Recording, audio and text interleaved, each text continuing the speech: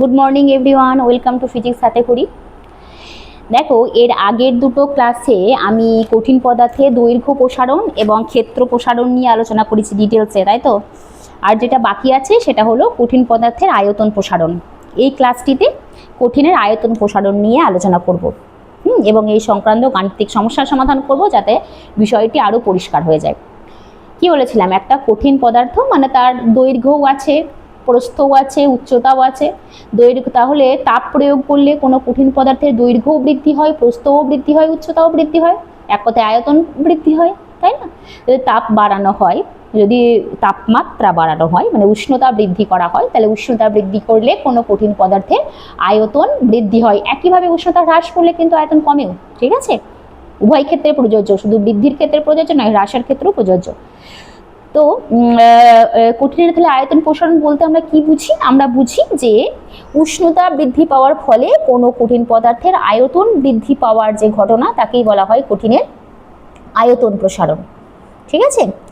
যেমন আয়তন প্রসারণ, আমি একটা এক্সাম্পল দিচ্ছি, দেখবে একটা ছোট আংটার মধ্য দিয়ে কোনো একটা ধাতব বলকে পাস করানো যায়, ঠিক আছে? সেরকম অবস্থায় কোনো একটা বলকে একটু পাস করানো গেল, কিন্তু এটা কিন্তু উত্তপ্ত করা হয়, বলটাকে উত্তপ্ত করা হয়, তাহলে দেখা যাবে যে যেটা মানে উত্তপ্ত না করার ফলে মোটামুটিভাবে পাস করে যাচ্ছিল, যদি সেই ধাতব বলটাকে উত্তপ্ত করা হয়, সেটা কিন্তু আংটার মধ্যে আটকে যাবে, বোঝা গেছে? মানে আয়তনটা প্রসারিত হয়ে যাবে। তো এটাই হচ্ছে কঠিন পদার্থের আয়তন প্রসারণ। কার ফলে হয়? উষ্ণতা বৃদ্ধির ফলে হয়, ঠিক আছে? তো ধরা যাক T1 উষ্ণতায় কোনো কঠিন পদার্থের আয়তন হলো V1 এবং T2 উষ্ণতায় কোনো কঠিন পদার্থের আয়তন হলো V2, বোঝা গেছে? যে কোনো উষ্ণতা হতে পারে, আমি T1 T2 নাম দিচ্ছি, আয়তনেরও যা ইচ্ছা মান হতে পারে, আমি V1 V2 নাম দিচ্ছি। তাহলে এখানে উষ্ণতা বৃদ্ধি কত হলো? উষ্ণতা বৃদ্ধি হলো T2 - T1, আমি এটাকে ডেল্টা T বলছি, এবং আয়তন বৃদ্ধি কত হলো? V2 - V1, এটাকে আমি ডেল্টা V বলছি, বোঝা গেছে? তাহলে দেখা যায় এই যে আয়তনের বৃদ্ধি কার সঙ্গে সমানুপাতিক? একই দৈর্ঘ্যর ক্ষেত্রে যা ফর্মুলা, ক্ষেত্রফলের ক্ষেত্রে একই ফর্মুলা, আয়তনের ক্ষেত্রে সেম একই ফর্মুলা। তাহলে ডেল্টা V কার সঙ্গে সমানুপাতিক? তার প্রাথমিক আয়তনের সঙ্গে সমানুপাতিক প্রথমত। আর কিসের সাথে সমানুপাতিক? উষ্ণতা বৃদ্ধির সঙ্গে সমানুপাতিক।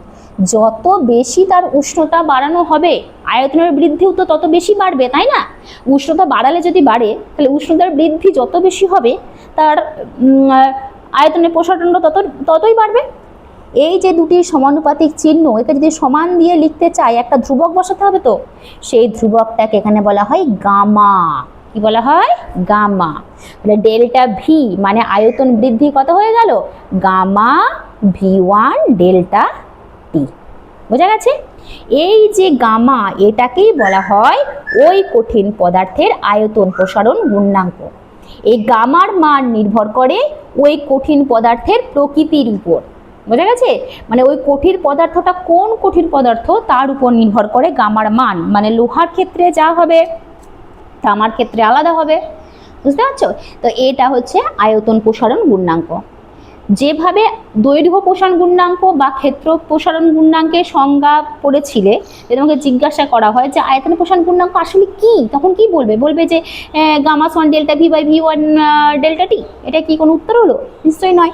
তো তখন তোমাকে আরও এটাকে যদি বুঝিয়ে বলতে চাও, কি বলতে হবে? তাহলে গামা সমান, যেহেতু delta V by V1 into delta T, তাহলে V1 সমান 1 এবং ডেল্টা T সমান 1 হলে গামাটা ডেল্টা V এর সাথে সমান। ক্লিয়ার? এটা কি ভাষা দিয়ে লিখে দাও। তাহলে কি বলবে? আয়তন প্রসারণ গুণাঙ্ক কাকে বলে? যে কোনো কঠিন পদার্থের প্রতি একক উষ্ণতা বৃদ্ধিতে একক আয়তনে যে আয়তন প্রসারণ ঘটে, মানে ডেল্টা V সমান গামা, যে আয়তন প্রসারণ ঘটে তাকেই বলা হয় ওই কঠিন পদার্থের আয়তন প্রসারণ গুণাঙ্ক, বোঝা গেছে? আবার বলছি, দেখো এই V1 এর মান 1 এবং ডেল্টা টি এর মান 1 হলে গামার মানটা ডেল্টা ভি এর সঙ্গে সমান। ডেল্টা ভি মানে কি? ডেল্টা ভি মানে হচ্ছে আয়তনের প্রসারণ। তাহলে এটাকে তুমি যদি ভাষা প্রয়োগে লিখতে চাও, কি লিখতে হবে? V1 সমান 1 মানে কি? আর ডেল্টা টি ইকুয়াল টু 1 মানে কি? যে প্রতি একক উষ্ণতা পরিবর্তনে কোনো কঠিন পদার্থের একক আয়তনে যে আয়তন প্রসারণ ঘটে তাকেই বলা হয় ওই কঠিন পদার্থের আয়তন প্রসারণ গুণাঙ্ক। বুঝা গেছে? তাহলে আয়তন প্রসারণ গুণাঙ্কের একক কি হবে? আয়তন প্রসারণ গুণাঙ্কের একক, দেখো ডেল্টা ভি এর যাই একক, এখানে দেখো ডেল্টা ভি এর যাই একক, V1 এর তাই একক, তাহলে এই একক দুটো চলে গেল, থাকলো এখানে কে? শুধুমাত্র ডেল্টা টি মানে উষ্ণতার একক। তাহলে এটা হবে 1 বাই ডিগ্রি সেন্টিগ্রেড। তাহলে একক কি হবে? ডিগ্রি সেন্টিগ্রেড ইনভার্স বা কেলভিন ইনভার্স বা ডিগ্রি ফারেনহাইট ইনভার্স। বোঝা গেছে? তাহলে এই হলো দৈর্ঘ্য প্রসারণ এবং দৈর্ঘ্য প্রসারণ গুণাঙ্ক। এরপরে এই দৈর্ঘ্য প্রসারণ গুণাঙ্ক নিয়ে একটা